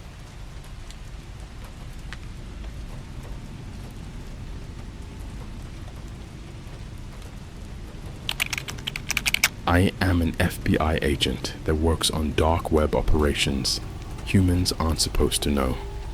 Area 51 is distraction. The real prize is in Alaska. Alright, this happened about 2 years ago. I'm still not supposed to talk about it, but I don't really care anymore. You ever get so deep into something that you start to question whether the world even works how you thought it did? That's where I've been. And I swear, once you finish this story, you're not going to look at the world the same either. I worked for the FBI, not like the raid your house for tax evasion branch. Nah, my squad specialized in what they called Black Veil Digital Operations. Basically, we hunted things on the deep web that weren't supposed to exist. Not drugs, not hitmen, not even those fake snuff films kids claim to find after 10 minutes on tour. No, I mean the real shit. Sites and code fragments that looked like they were written by something that didn't think like a human. Like If the internet had a haunted basement, that's where we lived. Our operation was officially known as STYX-12, and our office was, wait for it, Anchorage, Alaska. Yeah, no one questions why the FBI would build a bunker with biometric scanners and private satellite access points in a frozen stretch of land that barely gets 6 hours of sunlight in the winter. People think Area 51 is where the government hides aliens or whatever. Bro, Area 51 is a fucking circus to keep the conspiracy theorists busy. A shiny red ball for the tinfoil hats. The real monsters are buried beneath permafrost. So yeah, Alaska. Dark, quiet, isolated. You could shoot a flare gun in the sky and no one would hear you scream. The base was disguised as a satellite communications relay, but once you went below ground, it was like something out of a Christopher Nolan wet dream. All brushed steel and humming server racks, hundreds of them. Data pouring in from parts of the web you can't even access unless you're running on hardware modified with quantum resistance capacitors. Stuff not even MIT knows exists. Anyway, the day it started, I was on my third energy drink and watching TikToks on mute while skimming flagged Tor URLs. Typical Tuesday. And then I saw it. A folder. Not a file, not a site. An actual folder, listed in raw code on a decrypted onion index. The title? Rootless. Gods. Exfil 7. It was like someone had tried to hide it in plain sight, buried under layers of encrypted subdomains and redirect loops. What was weird though, the IP flag came from inside our own Alaskan node. I thought it was an internal test, so I logged in using our Omega clearance chain. And when it opened, I swear to God, my screen glitched. Physically glitched, like pixels bending inward, the screen warping like a funhouse mirror. No audio, no login confirmation, just boom. Suddenly, I was inside the directory, and that's when I saw the videos. They weren't named, just timestamps. The first one was marked 2023-0-9-17 T0314Z. I clicked it. Now, I've seen a lot of dark shit in this job. Executions, cult live streams, experimental surgery stuff. But this was different. The camera was static, like CCTV. It was pointing down a wide hallway that looked sterile, clinical, almost like a hospital. You could see a man strapped to a gurney, screaming, but the scream had no audio, like the mic was intentionally muted. But the weirdest thing, there was something standing next to him. It wasn't human. Now, before you say, oh, it was just a costume, let me explain something. This thing was blurry, not because of the camera quality, because the thing itself didn't render properly. Like reality couldn't decide what it looked like. One frame, it had arms. The next, tentacles. Then it was just a shadow. But the man on the gurney, he saw it, and he was absolutely losing his mind.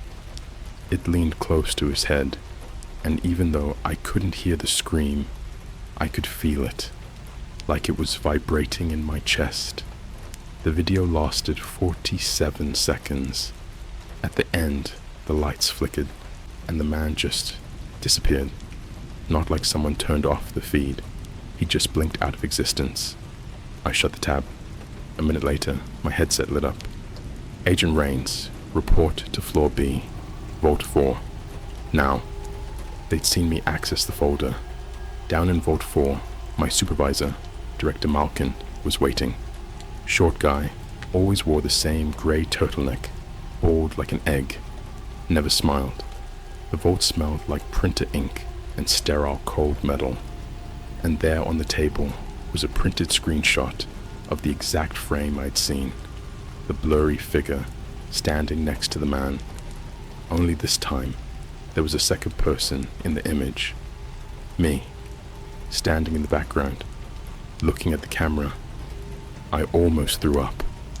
Malkin didn't say anything for a while, just looked at me with those dead blue eyes and slid a manila folder across the table.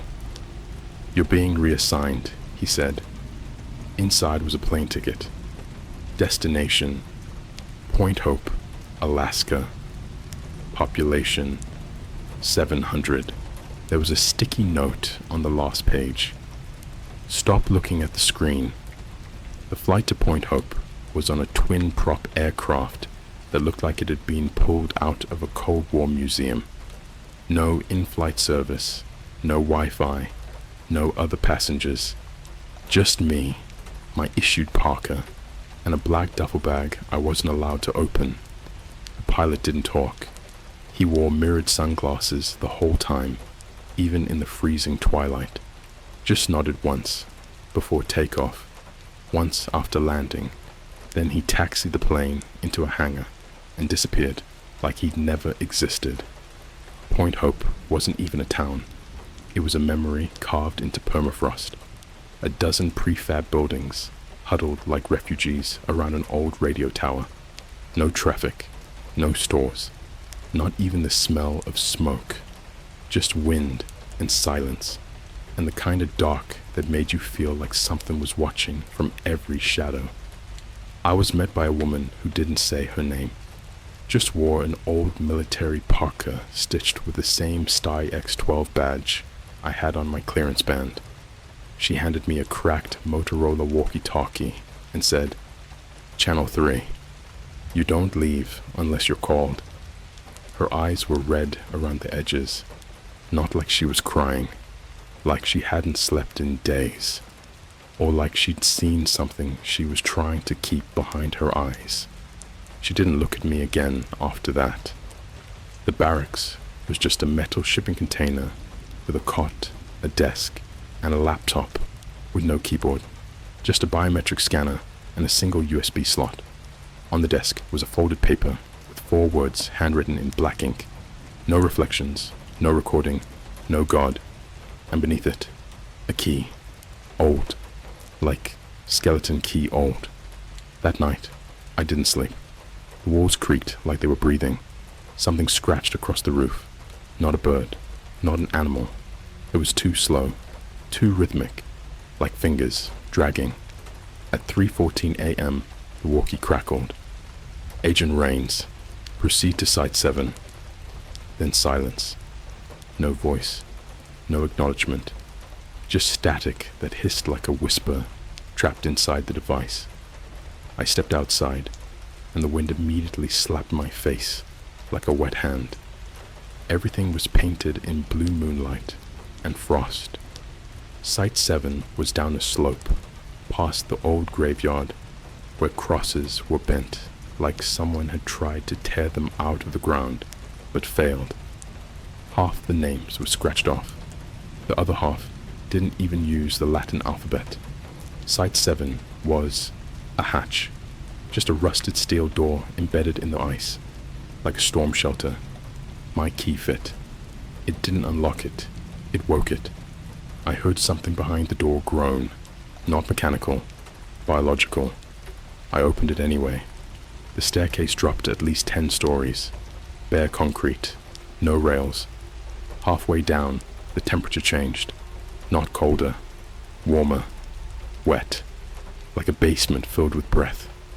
The air started to hum, like a distant generator, except it wasn't electricity. It was voices, layered over each other like static made of throat sounds. And then I reached the door at the bottom. It was open. Inside was a corridor, walls painted white, everything soaked in flickering fluorescent light, not blinking, shivering, like something was holding the power in place with trembling hands. The hallway stretched into darkness, but I could see tracks on the floor, scrapes, scorch marks, claw trails, and blood, not puddled, streaked, like someone had been dragged backward by their teeth. I followed them, because that's what we did. When the unknown knocked, we answered. even if it screamed. At the end of the corridor was a room. Inside was a chair, and in that chair was a man. His chest was open, not cut, folded, like paper. His ribs peeled outward like wings, lungs shredded, heart missing. He was still alive. His eyes rolled when he saw me, tongue twitching. He couldn't speak, but he was blinking. 4 times, then 3, then 1, then 4 again. 4-3-1-4. I stepped closer. His body trembled. Something moved inside him. Beneath the skin, something shifted like it was coiled around his spine. Then I saw his shadow. It wasn't moving like him. It was delayed, like a live feed on lag. And then it smiled. I mean that literally. His shadow smiled. Mouth peeled across the concrete. Teeth that looked like nails. And behind me, I heard the whisper again. Rootless.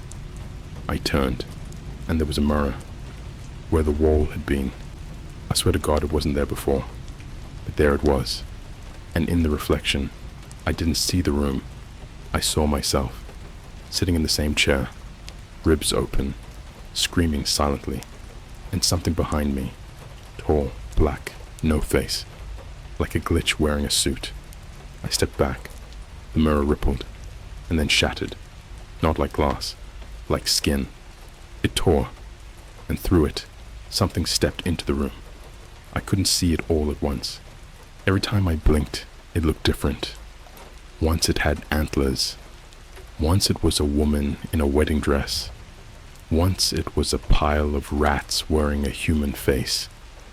But the one thing that didn't change, its voice.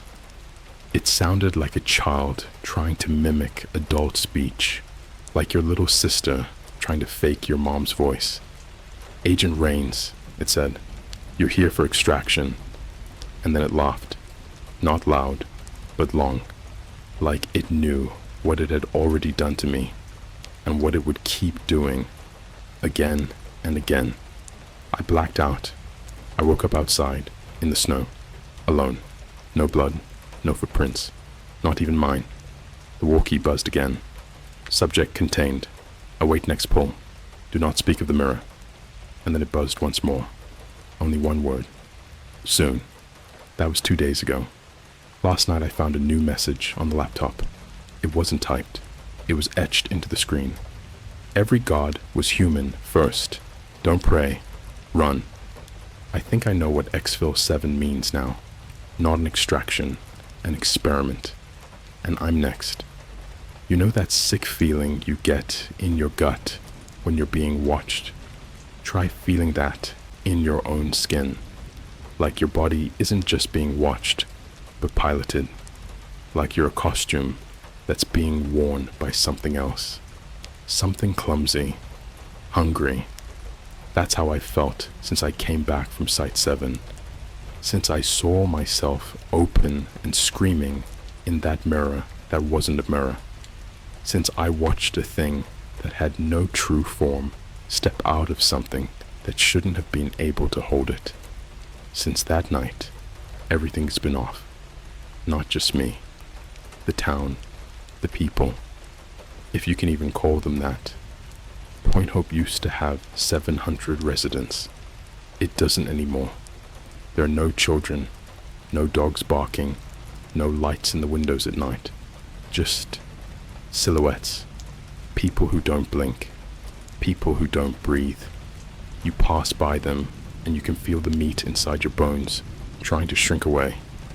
One of them, an old woman who runs the post office. Her face has no lines, just a surface, like skin stretched over glass. I waved at her through the window. She smiled. Her teeth didn't match her mouth. They were stacked, like shark rows, like whoever copied her forgot what a human jaw is supposed to look like. But the thing that really told me this wasn't Point Hope anymore, they started leaving things outside my door. Not messages, parts.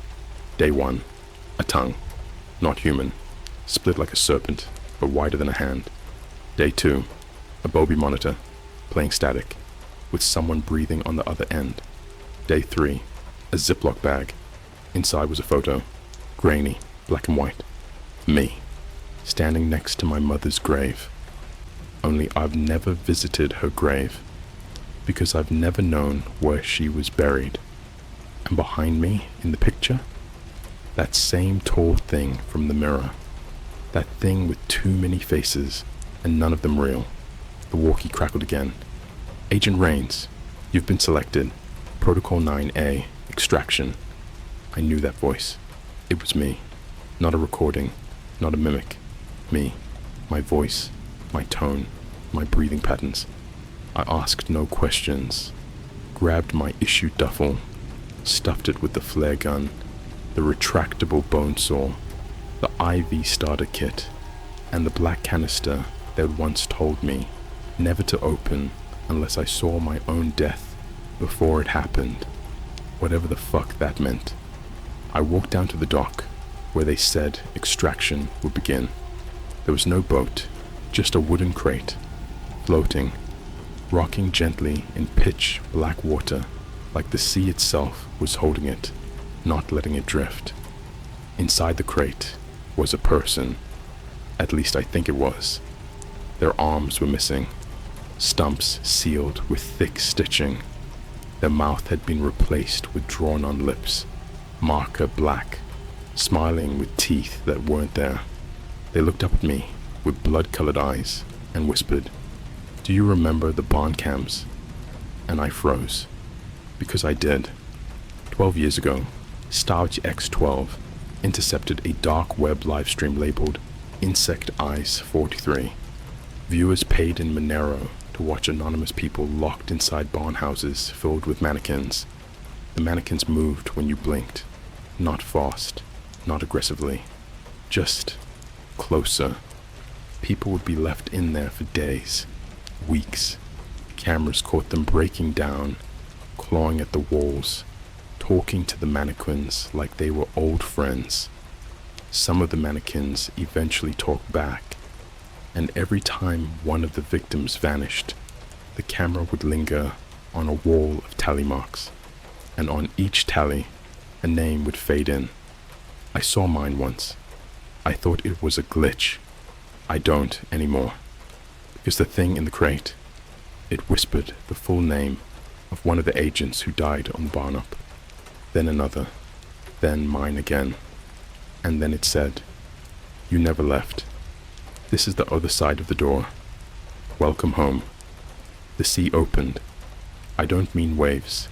I mean it parted, like something beneath it took a breath and pulled the water aside like curtains.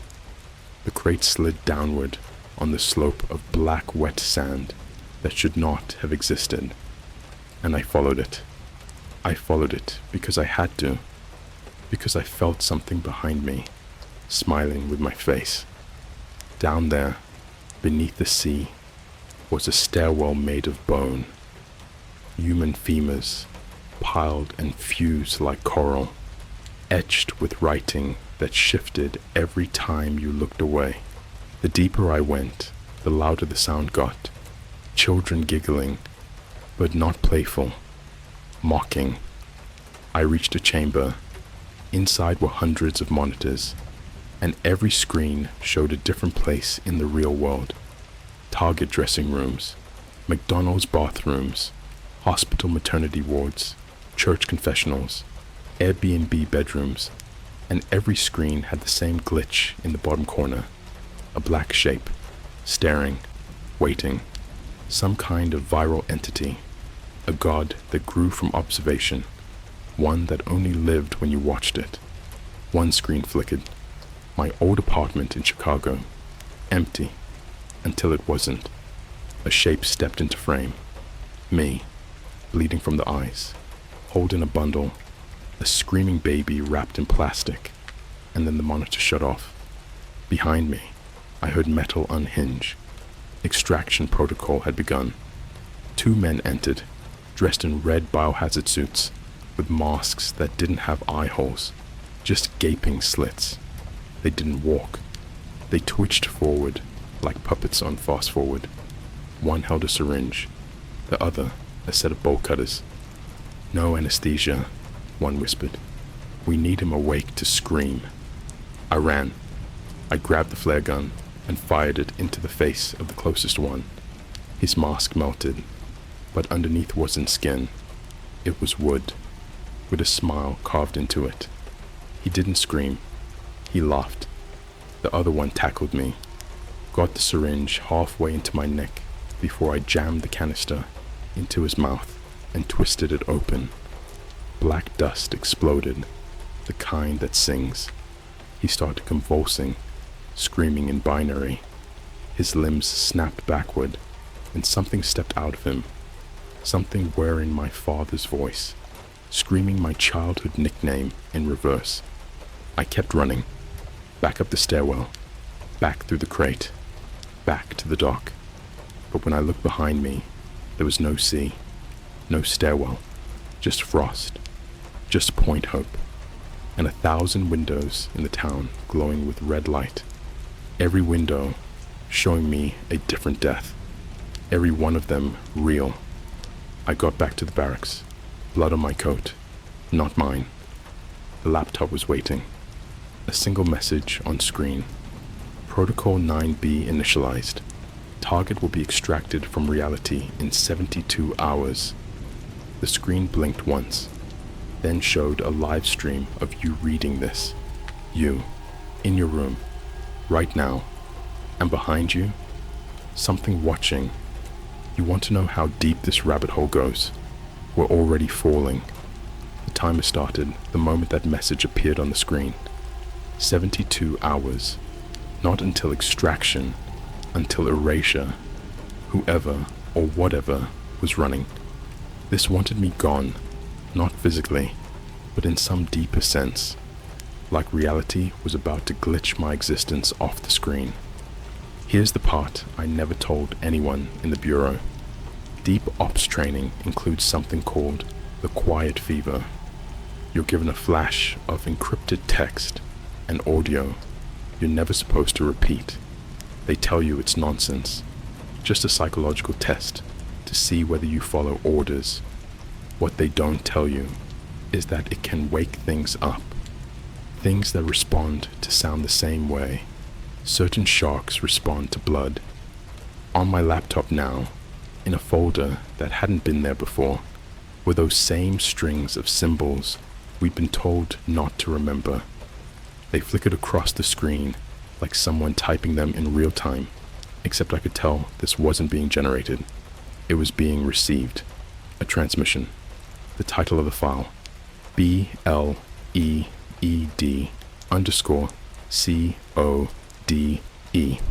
As soon as I opened it, the lights flickered, not like a power surge, but like something in the room was breathing too close to them. And when the room dimmed, the shadows didn't match the shapes in the room anymore. They stretched like they were trying to peel away from the floor. Inside the file wasn't text, at least not text that made sense in any human language.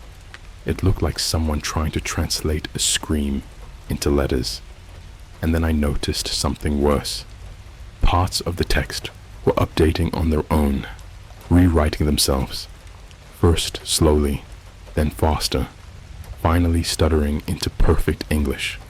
I didn't type a word, but the screen spelled out a message like it had been waiting for me to look. You saw them. Now they can see you. Outside, every window in Point Hope flickered at once, like someone pressed a reset button for the entire town. A low hum rolled through the wind, just below hearing, but it rattled my teeth. I risked opening the door. Everyone in the street, every silent figure pretending to be human, was standing perfectly still, all facing my door, not moving, not blinking, just waiting, like mannequins posed in the wrong aisle of a store. One of them raised its hand slowly, shakily, like a puppet tugged upward by invisible strings, except no strings, and no hand, just a shape, trying to remember how a hand works. By morning, the snow had turned gray, no storm, no clouds, but the entire landscape tinted like a drained photograph. I left the barracks and walked into town. I wasn't armed. No gun would matter here. I went to the only building that still looked normal. A small, dusty internet cafe. Yeah, out here, in the middle of nowhere, with a handwritten sign that said, "Open Wi-Fi, no cameras." Yeah, right.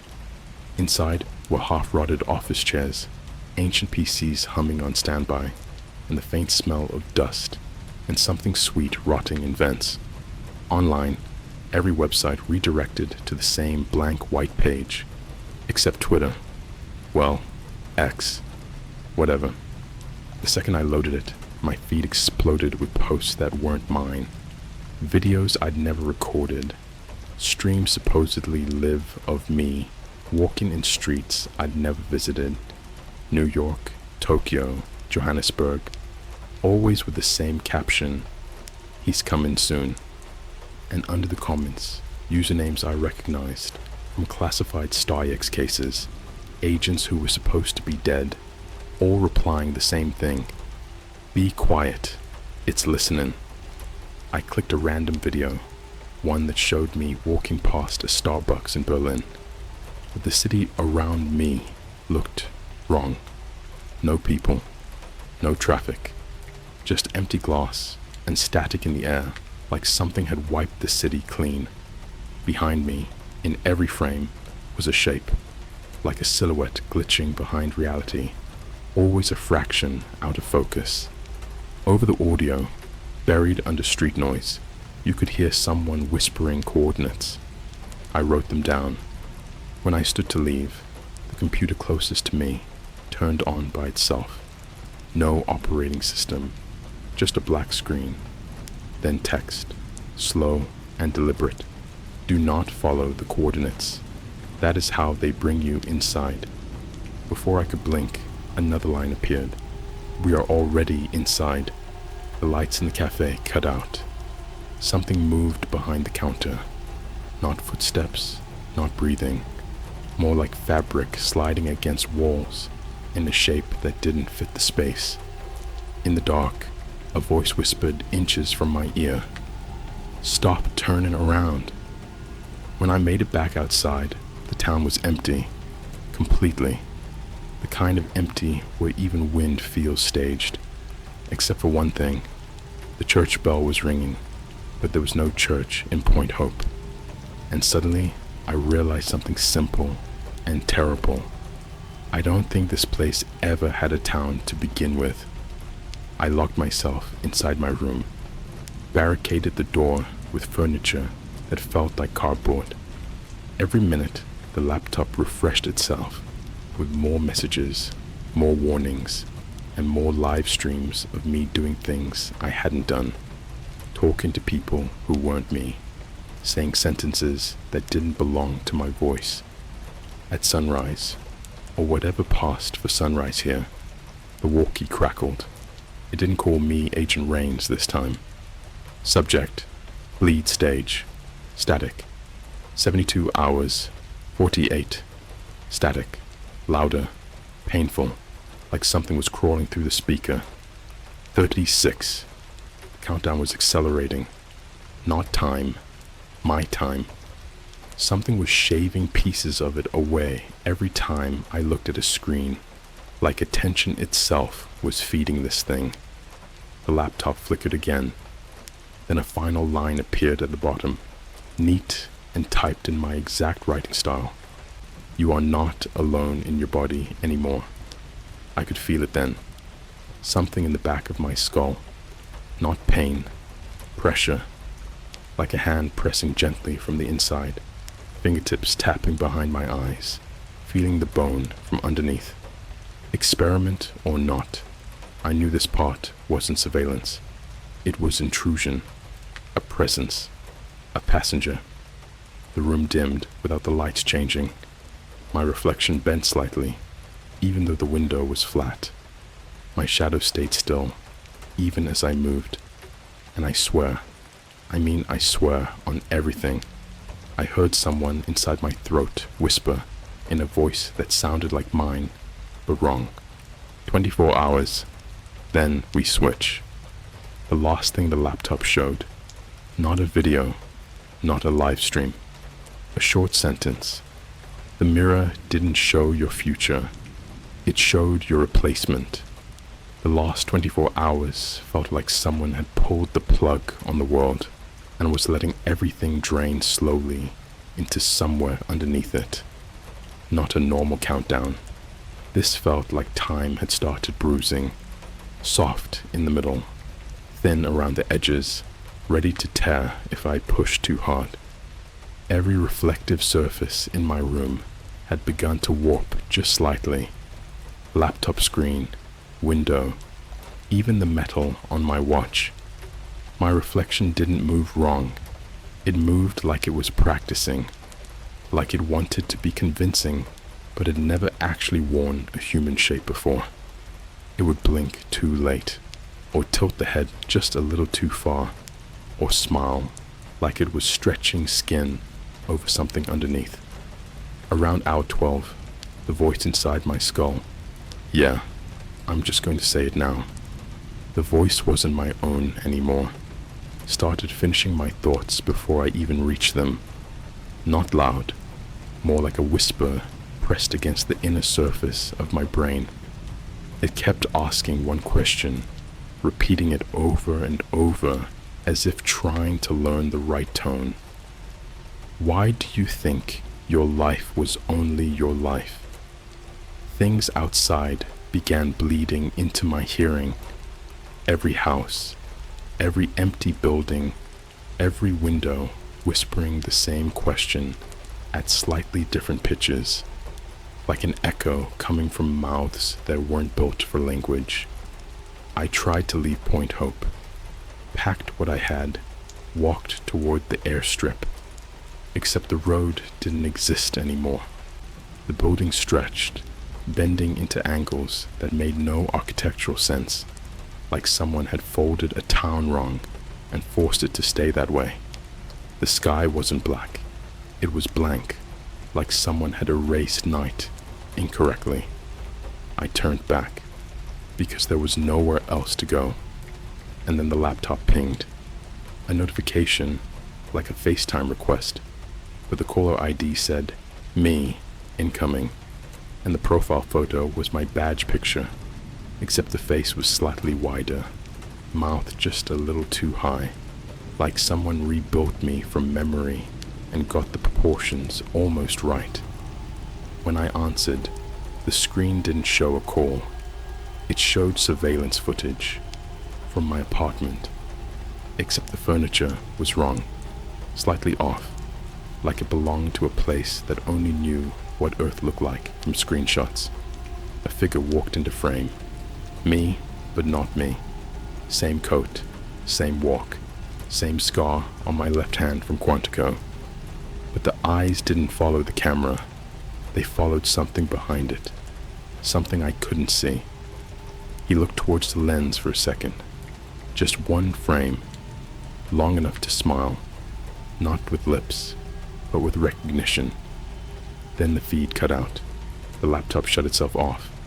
A line burned into the dark screen, like heat writing instead of ink. He doesn't need your memories, just your space. My space, my place, my spot in reality. Sometime past what should have been midnight, I heard soft footsteps in the hallway, outside my door. Not heavy, not threatening, but patient, like someone pacing slowly, practicing walking on legs they hadn't used yet. The footsteps stopped right outside, and something tapped the door gently. 3 times. Knuckles? Maybe, but slow, curious, like testing bone. Then, the lock clicked. I didn't open it. It opened itself, inch by inch, the gap widening to black. No wind, no cold, just absence, like the hallway had been replaced with something deeper. And through that opening, I saw a shape, tall, familiar, wearing my clothes. I don't mean identical clothes, the exact ones I was wearing. Even the small tear in the sleeve from Site 7. He didn't step inside. He just stood there, watching, eyes reflecting light that wasn't in the room. He shifted his weight like he was adjusting to gravity for the first time. Then, in a voice that sounded exactly like mine, same rhythm, same breath, but with just one syllable too much, it said, "You're finished now. Let me try." I grabbed the walkie, desperate, irrational, stupid. "Base, this is Agent Rains. Request immediate." And my own voice answered from the walkie, calm, sleepy, almost amused. "Already handled. Go rest." When I looked back at the doorway, the figure was gone, but the door stayed open, and the dark just sat there, waiting. When dawn finally came, there was no sun, just a colorless smear of light across a sky that looked painted on. The laptop powered itself on again. One last message was waiting. "You are obsolete. Stand by for removal." The timer hit 0. Nothing happened, at least nothing outside. But inside my head, everything went quiet, too quiet, like someone muted my thinking. Then I heard another voice, not mine, not the whisper, something flatter, mechanical, like instructions being read by a system that didn't understand language, only procedure. "Extraction successful. New host authenticated. Terminate previous instance." The lights flickered. There was a knock. On the inside of my skull.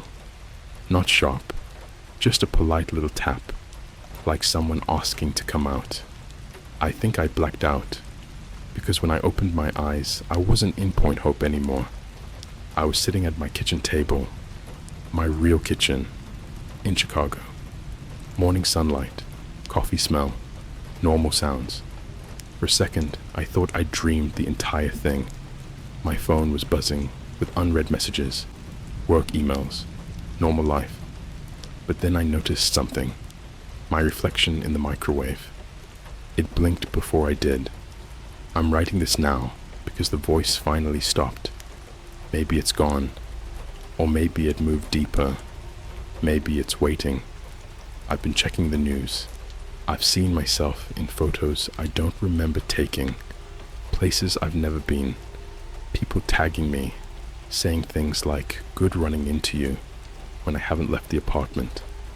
There was a picture uploaded this morning of me standing in front of a Starbucks in Times Square, smiling, same coat, same face, except the caption wasn't in English. It looked like the symbols from the bleed code, rearranged into a sentence I can almost read if I look too long. I'm not going to translate it here, but I will tell you what it felt like a goodbye written to replace me. And the last line translated itself the moment I stopped looking. "Please do not resist. He wears you now. If you stop hearing from me after this, you'll know why. And if someone who looks like me reaches out to you later, for your sake, don't answer, because I don't think I will be the one talking.